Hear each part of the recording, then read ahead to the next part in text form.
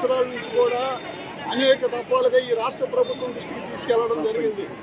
మేమేమి గుంతెమ్మ కోరికలు మున్సిపల్ కార్మికులు అడగటం లేదు. గతంలో ప్రతిపక్ష నేతగా ఉన్నప్పుడు వైఎస్ జగన్మోహన్ రెడ్డి గారు అసెంబ్లీ సాక్షిగా, పాదయాత్ర సాక్షిగా అనేక సభల్లో మున్సిపల్ కార్మికులు ₹1,00,000 ఇచ్చినా సరే వాళ్ళు చేసేటువంటి పనిని ఎవరు చేయలేరు. కాబట్టి కాంట్రాక్ట్ అవుట్ సోర్సింగ్ వేరు కాదు, దేవుళ్ళందరినీ కూడా పర్మినెంట్ చేయాలి. మీరు కానీ చేయకపోతే నేను అధికారంలోకి వచ్చిన 6 నెలల్లోపు వీళ్ళందరూ కూడా పర్మినెంట్ చేస్తామని చెప్పి హామీ ఇచ్చారు. దాదాపు 4.5 సంవత్సరం పూర్తి అయిపోయింది. ఇక 2-3 నెలల్లో ఎలక్షన్లు కూడా వస్తూ ఉన్నాయి. కానీ మున్సిపల్ కార్మికుల్లో ఏదైతే ఆ రోజు నేను మాట తప్పను మడమ తిప్పనని చెప్పేసి చెప్పేటువంటి వైఎస్ జగన్మోహన్ రెడ్డి గారు దళిత గిరిజనులైనటువంటి మున్సిపల్ కార్మికుల పట్ల ఎందుకు మాట తప్పుతున్నారని చెప్పేసి అడుగుతా ఉన్నాం. ఈరోజు మంత్రి గారు చెప్తా ఉన్నారు, పోటీ కార్మికులను మేము దించేస్తాం, వాళ్ళని అడ్డుకుంటే కేసులు పెడతామని చెప్పి చెప్తా ఉన్నారు. అయ్యా ఆదిమూలపు సురేష్ గారు, మంత్రి గారు, మీరు అర్థం చేసుకోండి. మీరు కేసులు పెడితేనో లేకపోతే పోటీ కార్మికులు తిప్పుతాం, మున్సిపల్ కార్మికుల పోరాటం ఆగదు. మీరు చర్చలు జరిపి మున్సిపల్ నాయకత్వంతో చర్చలు జరిపి వాస్తవంగా మీరు ఇచ్చినటువంటి హామీలను అమలు చేయాలని చెప్పేసి మేము అడుగుతా ఉన్నాం. మేము కొత్త కోరికలు అడగటం లేదు. కాబట్టి మీరు డిమాండ్లు పరిష్కరించే విధంగా, సమీకరించే రకంగా చర్చలు జరిపి వాటిని ఆమోదించే విధంగా ప్రయత్నం చేయాలని చెప్పేసి మేము కోరుతా ఉన్నాం. అంతే తప్ప మీరు రెచ్చగొట్టే విధంగా మాట్లాడితే మాత్రం మున్సిపల్ కార్మికులు తిరగబడతారు. ఈ రాష్ట్ర ప్రభుత్వం మీద గతంలో ఏ రకంగా అయితే తిరగబడ్డారో అదే రకంగా వైసీపీ ప్రభుత్వం మీద కూడా తిరగబడతారని చెప్పేసి మేము తెలియజేస్తా ఉన్నాం. రేపు ఇల్లులోపు కానీ సమస్య కానీ పరిష్కరించకపోతే అత్యవసర విభాగాలైనటువంటి మంచినీళ్ళు, కరెంటు ఈ సెక్షన్లు కూడా 29వ తేదీ నుంచి కూడా రాష్ట్ర వ్యాప్తంగా బంద్ చేసేదాన్ని కూడా వెనకాడుకోమని చెప్పేసి హెచ్చరిస్తా ఉన్నాం. నా పేరు K pension Narsaiah, AP municipal workers and employees జిల్లా కార్యదర్శి. జగన్మోహన్ రెడ్డి ఇచ్చిన హామీలకు ఎలక్షన్ ముందుకు మాకు ఇచ్చిన హామీలు పర్మినెంట్ చేస్తామని చెప్పి చెప్తున్నారు. దాని ప్రకారం మమ్మల్ని కానీ పర్మినెంట్ చేయకపోతే ఈ ఆందోళన ఇంకా ఎక్కువైపోద్ది అని చెప్పి మేము తెలియజేస్తున్నాం. జగన్మోహన్ రెడ్డి ఇచ్చినటువంటి వాగ్దానం అమలు కోసం ఈరోజు సమ్మెలు చేయాల్సినటువంటి పరిస్థితి రాష్ట్రంలో వచ్చింది. మాట తప్పను, మడమ తిప్పను, నేను ఉన్నాను, నేను చూస్తున్నాను, ఇటువంటి అనేక మాటలు చెబితే నమ్మక ద్రోహానికి, నయవంచన వారికి ఎదుటి వాళ్ళు చిరునామా నేను కాదు అనేటటువంటి మాటలు జగన్మోహన్ రెడ్డి చెబితే అవి నమ్మి ప్రజారోగ్యాన్ని, ప్రజా శ్రేయస్సుని కాపాడుతూ వీళ్ల ప్రాణాలని పణంగా పెట్టి మలమూత్రాలు, చెత్తా చెదారాలు, మలినాలు, కలేబరాల నడుమ ఈరోజు దుర్భర జీవితాలని గడుపుతూ బ్యాక్టీరియాలు, వైరస్లు, అనేక రకాలైనటువంటి రోగాలతో యుద్ధం చేస్తూ కరోనా వారియర్స్గా ఉన్నటువంటి మున్సిపల్ కార్మికులు ఈరోజు ప్రభుత్వం మీద యుద్ధానికి దిగాల్సినటువంటి పరిస్థితి వచ్చినదంటే ఈ జగన్మోహన్ రెడ్డి వైఖరే ఎందుకు కారణం. మేము ఇప్పటికే అడుగుతా ఉన్నాం, జగన్మోహన్ రెడ్డి గారు మీరు ఇచ్చినటువంటి మాటని ఎందుకు అమలు చేయలేదో కనీసమైనా చెప్పండి. కాంట్రాక్ట్ అవుట్సోర్సింగ్ వేరు కాదు, కాంట్రాక్ట్ అవుట్సోర్సింగ్ కార్మికుల్ని నేను పర్మినెంట్ చేస్తామని చెప్పాడు. దానికి భిన్నంగా ఈరోజు మంత్రి ఆదిమూలపు సురేష్ గారు కానీ, అధికార యంత్రాంగం కానీ బెదిరింపులకి పాల్పడతా ఉంది. జగన్మోహన్ రెడ్డి గారు మీరు ఇదేనా ఈ అధికారులకు కానీ మీ మంత్రులకు కానీ ఇచ్చిన డైరెక్షన్ ఇదేనా?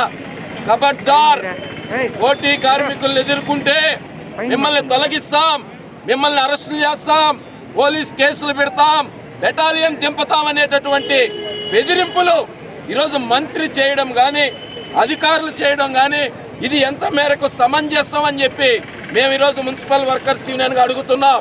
ఒకటే చెప్తున్నాం, ఇంతవరకు చరిత్రలో నియంతలాగా నిర్బంధాన్ని ప్రయోగించి ప్రజా ఉద్యమాలని, కార్మిక ఉద్యమాలని, అందులో కరోనా వారియర్స్ యొక్క ఉద్యమాలని అనగదొక్కినటువంటి వాళ్ళు ఏమైపోయారో ఒక్కసారి చరిత్రను వెనక్కి తిరిగి చూసుకోండి.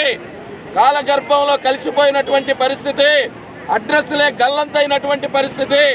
మీరు అటువంటి పరిస్థితులు తెచ్చుకోవాలనుకుంటే, మీకు అధికారం ఇచ్చారు కదా, అనగదొక్కదాం అనుకుంటే ఇది కుదరదు. మేము ఒకటే అడుగుతున్నాం, న్యాయమైన డిమాండ్, జగన్మోహన్ రెడ్డి ఏదైతే చెప్పాడో అదే అమలు చేయమంటున్నాం, పర్మినెంట్ చేయమంటున్నాం. కాబట్టి కరోనా వారియర్స్ చేసే ఈ సమ్మె పోరాటానికి నెల్లూరు జిల్లాలోని, నెల్లూరు నగరంలోని ప్రజలందరూ కూడా మీ యొక్క సంపూర్ణ మద్దతుని అందించాల్సిందిగా మరీ విజ్ఞప్తి చేస్తా ఉన్నాం. మన నెల్లూరు మున్సిపల్ కార్మికులు ఎవరైతే ఉన్నారో వాళ్ళ బాధలు వాళ్ళ సమస్యలను తెలియపరుస్తూ నిన్నటి నుంచి ఈ సమ్మెను అయితే నిర్వహిస్తూ ఉన్నారు. అయితే ఇందులో భాగంగా మన గాంధీ బొమ్మ సెంటర్ నుంచి అదేవిధంగా సర్వోదయ కాలేజ్ వరకు నిన్న ఈ ర్యాలీని అయితే చేపట్టడం జరిగింది. ఇందులో భాగంగా ఇవాళ 2వ రోజున మన నెల్లూరు బారాషాయి దర్గా ఏదైతే ఉందో అక్కడి నుంచి ఈ కార్యాలయం ఈ కార్పొరేషన్ సమితి ఏదైతే ఉందో ఇక్కడికైతే రావడం జరిగింది. అయితే ఇందులో భాగంగా వాళ్ళ డిమాండ్స్ ఏవైతే ఉన్నాయో అవన్నీ వాళ్ళ మాటలోనే తెలుసుకుందాం. నమస్తే అండి, ఇంతకీ మీ డిమాండ్స్ ఏంటి? మా డిమాండ్స్ ప్రధానంగా మున్సిపల్ కార్మికుల్ని పర్మినెంట్ చేస్తామని, సమాన పనికి సమాన వేతనం ఇస్తామని చెప్పేసి ఆ రోజు ప్రతిపక్ష నేతగా ఉన్నప్పుడు వైఎస్ జగన్మోహన్ రెడ్డి స్పష్టమైనటువంటి హామీ ఇచ్చారు.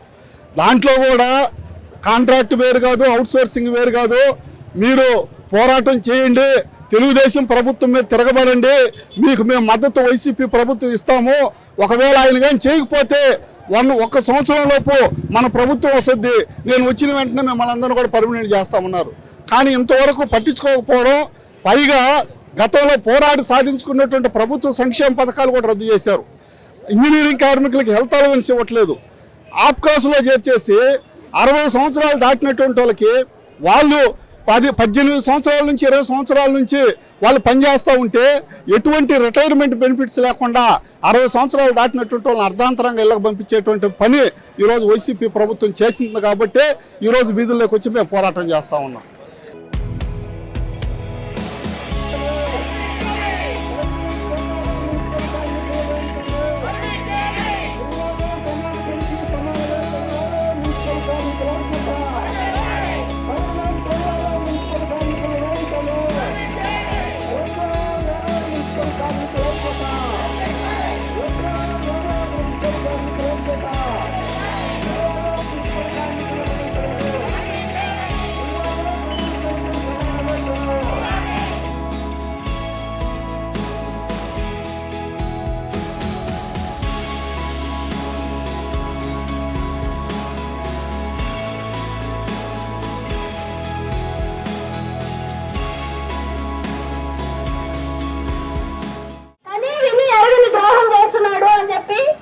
జగన్మోహన్ రెడ్డి నమ్మబలికారు.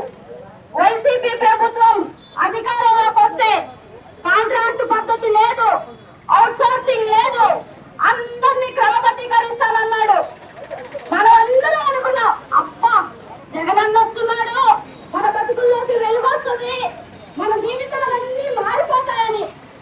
ఇంటి పక్కన చెప్పాం, ఇంటి ముందు చెప్పాం, అమ్మా మా అందరిని గెలిపించండి, మా జగనన్నని గెలిపించండి, అవుట్ సోర్సింగ్ పద్ధతి లేకుండా చేస్తాడు, కాంట్రాక్ట్ పద్ధతి లేకుండా చేస్తాడు, ప్రభుత్వ సంస్థ అన్నింటినీ క్రమబద్ధీకరిస్తాడు అని అందరికి చెప్పి అధిక సంఖ్యలో గెలిపించాం. ఎన్నడూ లేని విధంగా వైసీపీకి ప్రత్యేకించి అధిక సంఖ్యలో ఎమ్మెల్యేలు అందరినీ నిలబెట్టాం. కానీ జగన్మోహన్ రెడ్డి ఈ రోజు సీఎం అయ్యాడు. 4.5 సంవత్సరాల పాటు కొండంత ఆశతో అబ్బా మా అన్న వచ్చాడు, మనల్ని క్రమబద్ధీకరిస్తానన్నాడు, సమాన పనికి సమాన వేతనం ఇస్తానన్నాడు, మన కష్టాలన్నీ తీరిపోతాయి, మనకి మంచి రోజులు వస్తాయని ఆశించాం.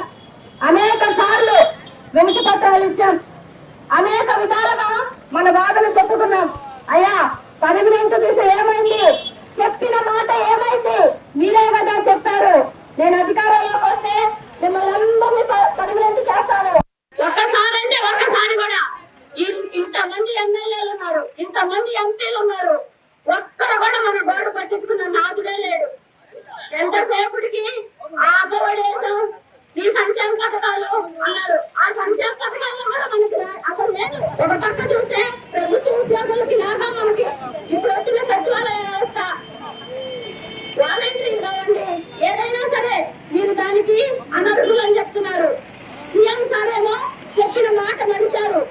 అయ్యా పెరిగిన ధరలకి అనుగుణంగా మా కడుపు నిండా మేము భోజనం చేయలేకున్నాం, కుటుంబాలు మా జీవన సాగించడానికి ఈ జీతాలు సరిపోవాలా, అయ్యా మా బాధలు పట్టించుకోండి, మా బాధలు వినండి అని చెప్పి అడిగితే వీళ్ళెవరికి దున్నపోతు మీద వాన కురిసినట్టే తప్ప ఈ పేదల పరిస్థితి ఏంటి, ఈ అవుట్ సోర్సింగ్ పద్ధతి ఏంటి, ఈ కాంట్రాక్ట్ పద్ధతి ఏంటి అని చెప్పి పట్టించుకున్న నాదుడే లేడు.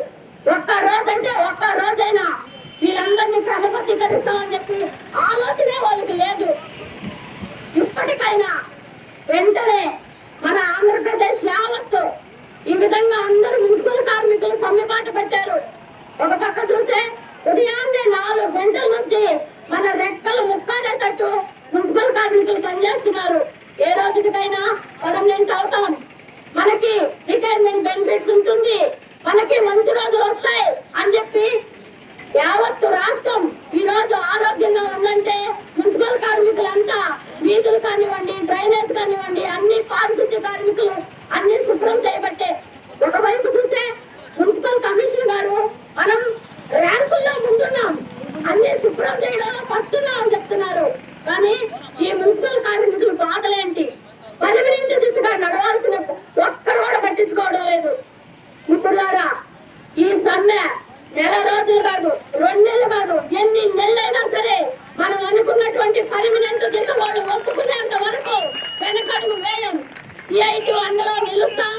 యావత్తు ప్రజానికానికి మన బాధలేంటో అన్ని చెప్తాం. రెండో రోజు జరిగినటువంటి ఈ కార్మికుల సమ్మె ఏదైతే ఉందో ఇందులో భాగంగా వీళ్ళు కోరుకున్నటువంటి డిమాండ్స్ మనం చూసినట్లయితే ప్రత్యేకంగా వీళ్ళని మొట్టమొదటిగా పర్మిట్ చేయాలని, అదేవిధంగా వాళ్ళ జీతభత్యాలు ఏవైతే ఉన్నాయో కనీస పనికి కనీస వేతనం అనే విధంగా వాళ్ళైతే కోరుకుంటున్నారు. చూశారు కదా, ఇది వాళ్ళ ప్రత్యేక కార్యక్రమం. మళ్ళీ మరిన్ని విశేషాలతో మరో ప్రత్యేకమైన కార్యక్రమంతో కలుసుకుందాం. అంతవరకు సెలవు. కెమెరామెన్ మల్లికార్జునతో దినేష్.